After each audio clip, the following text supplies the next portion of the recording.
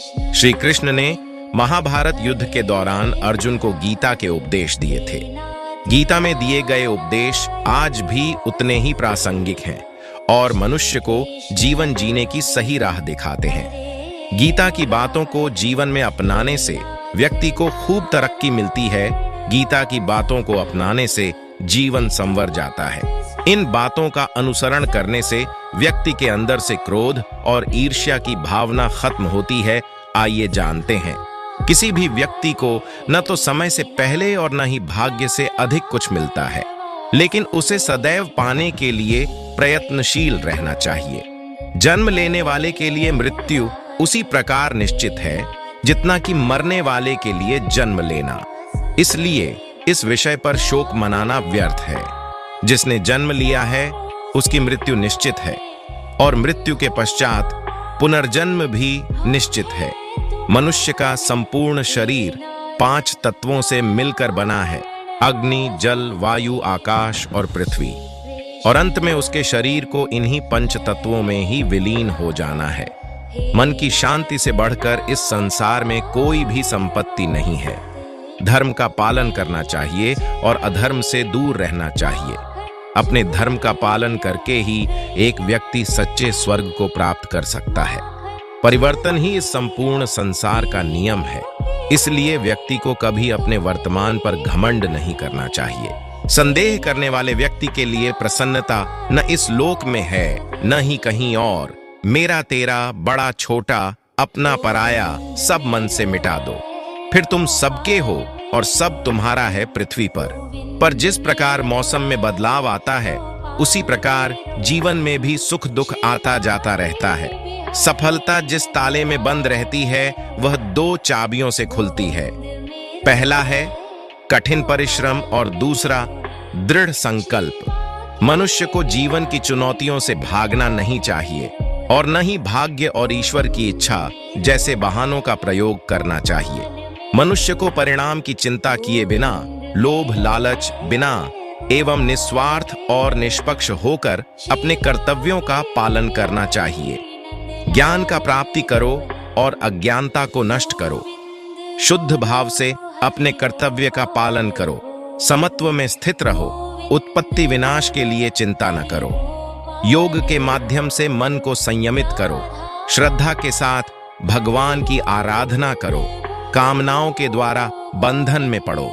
शांत और स्थिर मन से सब कार्य करो। आध्यात्मिक ज्ञान प्राप्त करो और आत्मा का साक्षात्कार करो। ब्रह्मचर्य के अनुशासन का पालन करो। जीवन को एक कर्तव्य मानो और उसे अर्पण करो।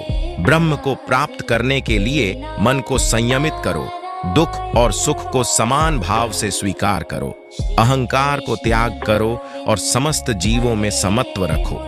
जीवन का एकमात्र सत्य है वो है मृत्यु। गुस्से पर काबू करना चाहिए क्योंकि क्रोध से व्यक्ति का नाश हो जाता है। जब इंसान अपने काम में आनंद खोज लेते हैं तब वे पूर्णता प्राप्त करते हैं। विद्या के समान आंख नहीं है, सत्य के समान तपस्या नहीं है, आसक्ति के समान दुख नहीं है और त्याग के समान सुख नहीं है। पराया अन्न, पराया धन, दान, पराई स्त्री और दूसरे की निंदा, इनकी इच्छा मनुष्य को कभी नहीं करनी चाहिए। गुस्सा करने से दिमाग कमजोर होता है और व्यक्ति की याददाश्त पर भी असर पड़ता है। जब किसी मनुष्य की बुद्धि खराब हो जाती है तो उसका विनाश होना प्रारंभ हो जाता है। हमारा सिर्फ यही जन्म नहीं है, बल्कि हम इससे पहले भी हजारों जन्म ले चुके हैं। तुम्हारे कई जन्म हो चुके हैं और मेरे भी, परंतु मुझे अपने सभी जन्मों का ज्ञान है और तुम अपने सभी जन्मों से अनजान हो। दुनिया के सभी धर्मों को छोड़कर अर्थात सभी प्रकार की मोह माया का परित्याग कर तुम मेरी शरण में चले आओ, क्योंकि मैं ही तुम्हें तुम्हारे पापों से मुक्ति दिलाने में सक्षम हूं। इसलिए व्यर्थ में चिंता मत करो। हर मनुष्य को बहुत सोच समझकर ही अपने कर्म करने चाहिए, क्योंकि कर्म अच्छे हों या बुरे कभी खाली नहीं जाते हैं। कर्मों का फल जरूर मिलता है। हमें अपना कर्तव्य करने के लिए प्रेरित होना चाहिए, परंतु फल की चिंता नहीं करनी चाहिए। हमें अपनी कर्म भूमि में निष्ठा और समर्पण लाना चाहिए। फल को ईश्वर के हाथ में छोड़ बस कर्म करते रहना चाहिए। कोई भी इंसान जन्म से नहीं बल्कि अपने कर्मों से महान बनता है। हमें अपने अहंकार को त्याग कर सच्चे स्वरूप को पहचानना चाहिए। यह सच्चे सुख की प्राप्ति में मदद करता है। जीवन में सबका सम्मान करना चाहिए, चाहे वह कोई भी हो। सभी मनुष्यों को एक समान रूप में देखना चाहिए। सत्य और न्याय का पालन करना चाहिए। सत्य का पालन करने से जीवन में शांति मिलती है। सत्य कभी दावा नहीं करता कि मैं सत्य हूं, लेकिन झूठ हमेशा अपने सत्य होने का दावा करता है। जिस तरह प्रकाश की ज्योति अंधेरे में चमकती है, ठीक उसी प्रकार सत्य भी चमकता है। इसलिए हमेशा सत्य की राह पर चलना चाहिए। कभी भी किसी सरल व्यक्ति के साथ छल नहीं करना चाहिए। आप कितने भी बड़ी शतरंज के खिलाड़ी क्यों ना हो, लेकिन सरल व्यक्ति के साथ किया गया छल आपकी बर्बादी के सारे द्वार खोल देता है। गीता में कहा, 100 काम छोड़कर भोजन करना चाहिए, 1000 काम छोड़कर श्राण करना चाहिए, 1,00,000 काम छोड़कर दान करना चाहिए और करोड़ काम छोड़कर भगवान का स्मरण करना चाहिए। जब कोई समझदार व्यक्ति संबंध निभाना बंद कर दे तो यह समझ लेना चाहिए कहीं ना कहीं उसके आत्मसम्मान को ठेस पहुंची है। ऐसे लोग वजह पूछने की बजाय दूरी बनाना शुरू कर देते हैं। गीता के अनुसार समस्या हर मनुष्य को कुछ खास एहसास कराती है। समस्या आने पर मनुष्य अकेला तो हो जाता है, पर उस समय ही उसे पता चल जाता है कि कौन उसके साथ है और कौन नहीं।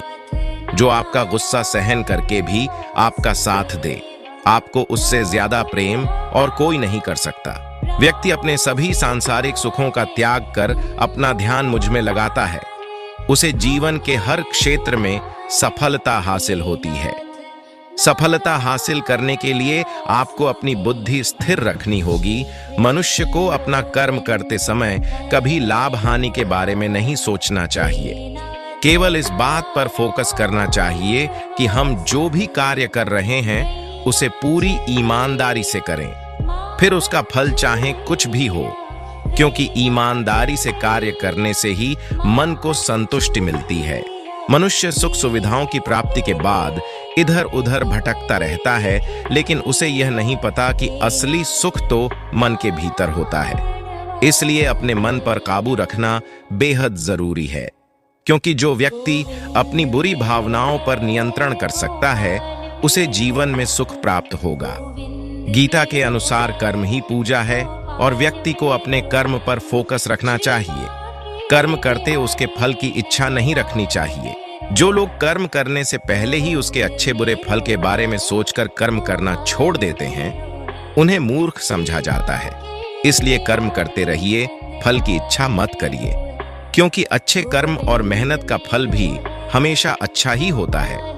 जो व्यक्ति स्पष्ट और सीधी बात करता है उसकी वाणी कठोर जरूर होती है, लेकिन वह कभी किसी के साथ छल नहीं करता। सोच अच्छी रखो तो लोग अपने आप अच्छे लगने लगेंगे। नीयत अच्छी रखो, काम अपने आप ठीक होने लगेंगे। जीवन के ये 3 मंत्र हर किसी को याद रखने चाहिए। आनंद में किसी को वचन मत दीजिए, क्रोध में उत्तर मत दीजिए और दुख में कोई निर्णय मत लीजिए। जीवन में कई बार हम बड़ी बड़ी परेशानियों से यूं निकल जाते हैं मानो कोई साथ दे रहा हो। इसी अदृश्य शक्ति का नाम परमात्मा है। क्रोध बुरा होता है, पर जहां जरूरत हो वहां दिखाना ही चाहिए, नहीं तो गलत करने वाले को इस बात का कभी एहसास नहीं होगा कि वो कुछ गलत कर रहा है। इंसान में भी एक बुरी आदत है कि वो हर किसी को अच्छा समझ लेता है। हमारा भाग्य हमारे ही अतीत के कर्मों का फल है।